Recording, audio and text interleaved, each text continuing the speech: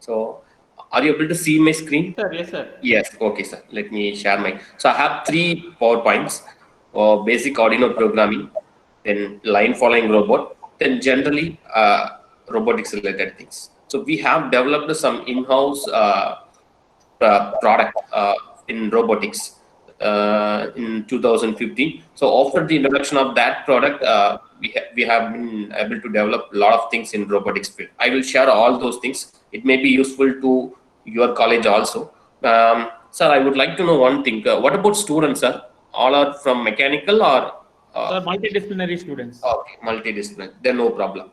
Yes, sir. Okay, so we will start with mobile robotics.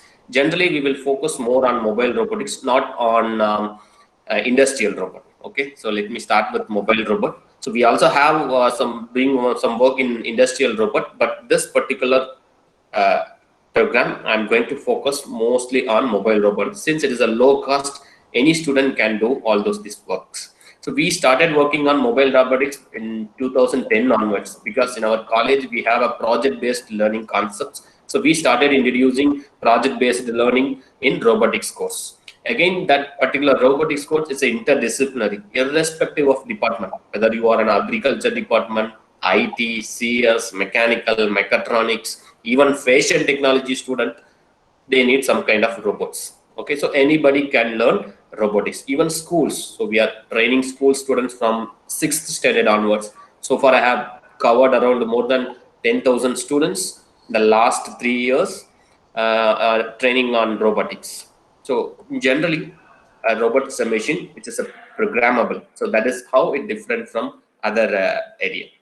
Okay, there are a lot of projects we are doing in robotics, but this is slightly different. Okay, because it's a programmable feature which has a capacity to complex series of actions. So generally whenever we talk about robotics, we always talk about humanoid robot.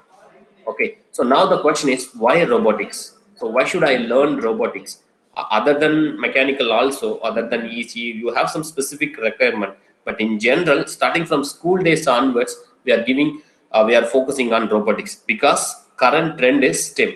So STEM, outcome-based education. If you see the STEM, science, technology, engineering, mathematics. So you can learn, we as a faculty member, we can teach all these things: science concept, technology, engineering, mathematics through robotics. So that is how robotics started in our institute in 2010. But later we have changed so many things, and now we are offering